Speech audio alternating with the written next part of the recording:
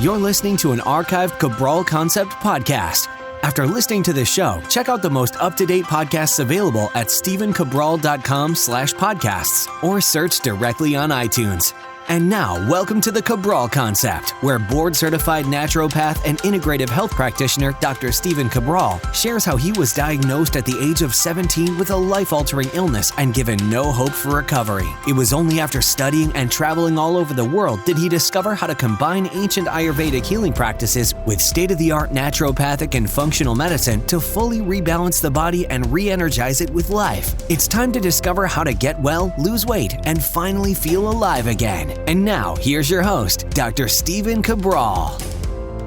And today, on this Total Wellness Tuesday, I'm going to bring you the top 10 causes of death. And the reason I'm bringing you these top 10, it's from the USA, but again, it's most of the industrialized world, is that the statistics are absolutely amazing for how most of the causes of death, most of the reasons why we die before our time, are not because of genetics, not because of all sorts of different ingrained things within us as a human, but very preventable, very lifestyle-based issues that are amazing. I mean, when I looked at the list, I could not believe, really couldn't believe, I don't know why, I just haven't looked at it in depth before, that these are things within all of our control that allows us to live, hopefully, a nice, long, healthy life. I mean, it's just unbelievable when I look at these types of numbers and I say, man, if we could just correct some of these lifestyle-based things, we could have people living a decade, 2 decades longer than they're doing right now, but also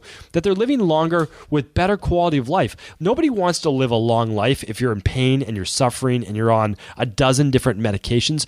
I don't think too many people want that life, right? They don't. But what if you could live a nice, long life and feel good, where your joints didn't hurt, where you had energy, where you had a lot of vitality? I mean, that would be a totally different story. So let's get into it right now. I want to go into all of the different causes, okay? So depending on whose list you look at, they could have different causes, but no matter what, every list looks at statistics, scientific statistics of what people are dying from right now. Now, the main one that we're looking at on this list right now is heart disease, so cardiovascular-based disease. Now, when we're looking at cardiovascular-based disease, what we're really looking at is high cholesterol, inflammation, anything that's going to build up, constrict, or hurt the arteries or the heart itself. Now, it's not just about high cholesterol. It's really about inflammation as well, because half the people who have heart attacks don't have high cholesterol. So what's the explanation? The explanation is inflammation of the arteries. Because keep in mind, even if your arteries are just caked with plaque, if you have the ability to expand those arteries as blood pumps through, well, then you have enough space to get the blood through for the most part, unless you're very included, unless you have a lot of plaque, a lot of cholesterol buildup.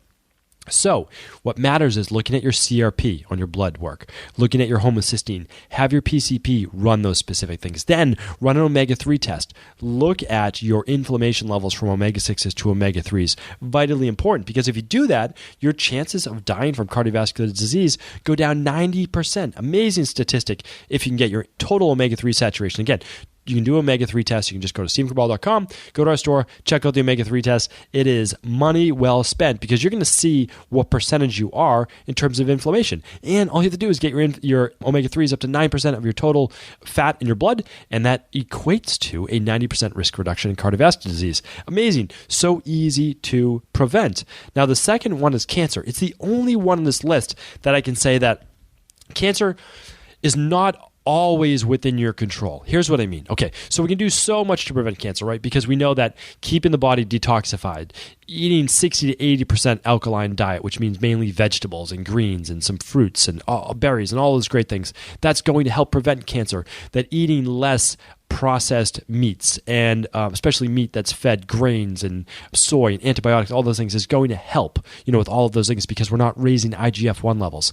So there's a lot of things we can do to absolutely prevent cancer. Absolutely. No doubt about it. No doubt about it. And there's a lot of things we can do to treat cancer naturally as well. But what if you were someone who was exposed to carcinogenic-based water in your community? What if you lived under power lines? What if you were exposed to? So there's a lot of things you could be exposed to that could cause cancer as well. So that's the only one on this list that isn't as cut and dry. However, we can do amazing things to help purify and clean the body, and that starts with improving your liver function, improving your T cells, and detoxifying your body. Okay, number 3 in the list, tobacco.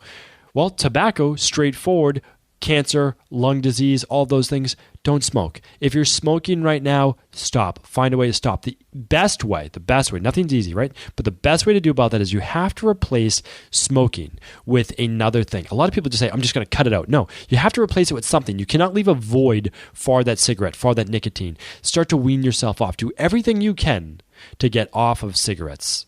COPD, all of these terrible things are caused by smoking. Those are coming up on the list.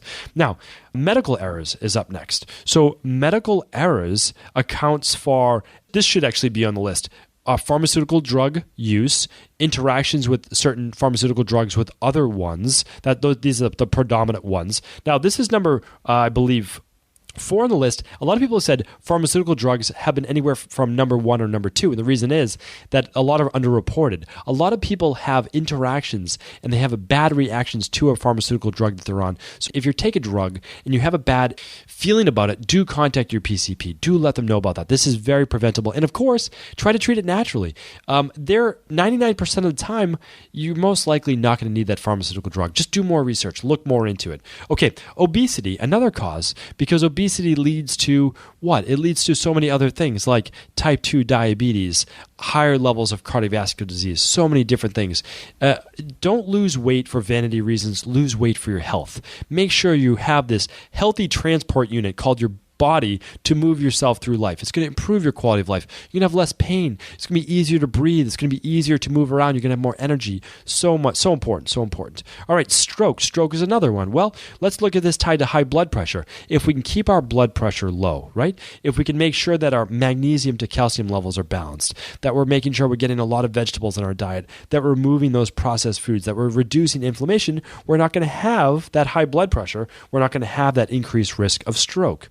So lower respiratory disease, like something like COPD or bronchial-based issues, typically caused by smoking. Again, remove that tobacco. Make sure your body's in good, strong condition, that you exercise, that you strengthen your lungs. Real important.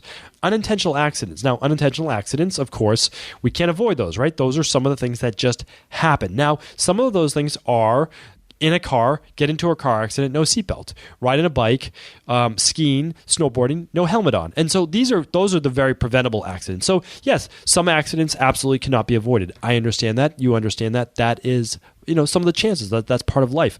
But however, when you look at it, your chances of surviving a car accident are much greater if you're driving in a car with airbags and you're also wearing your seatbelt. So do the things that you can prevent. That's obviously my recommendation with that.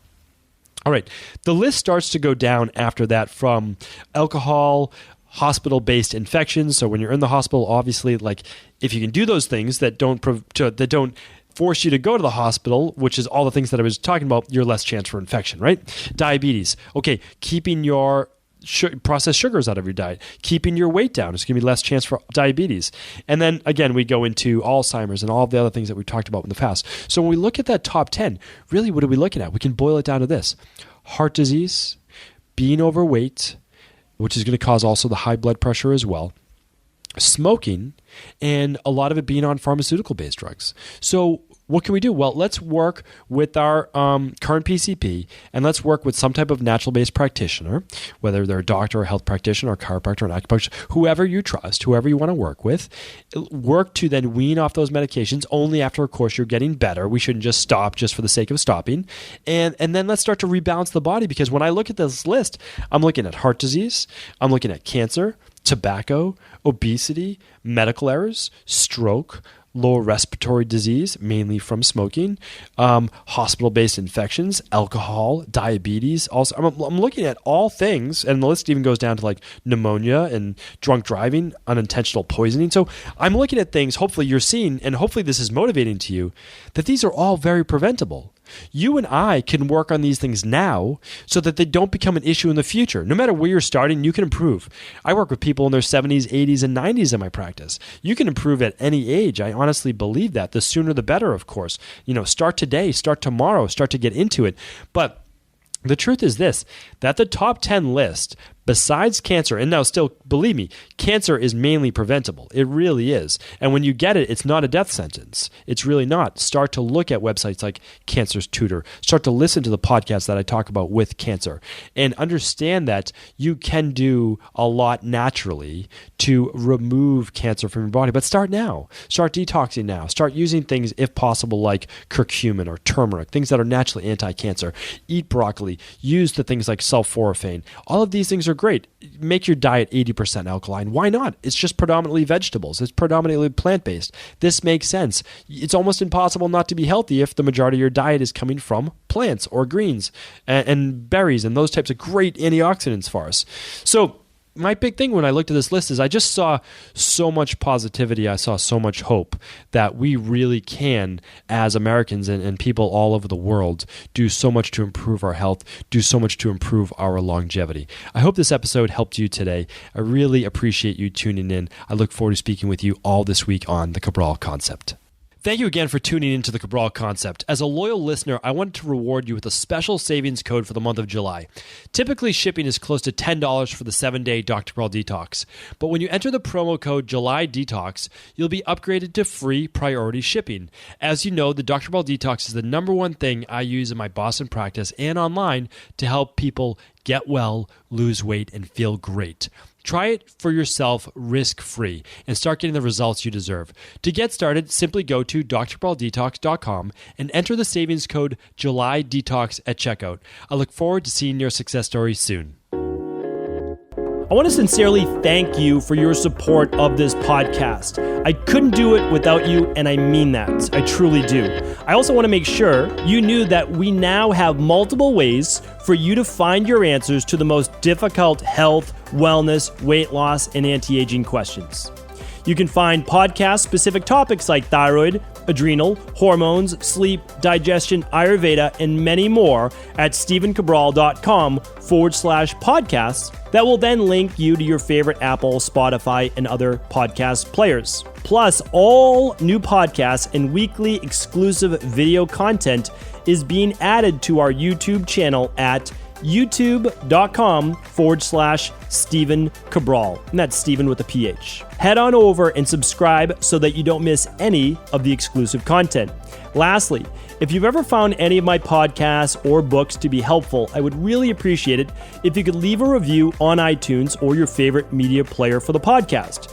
Rating and subscribing to the YouTube and podcast allow me to reach more and more people and help spread my mission of healing throughout the world. Thank you again for being a part of this movement.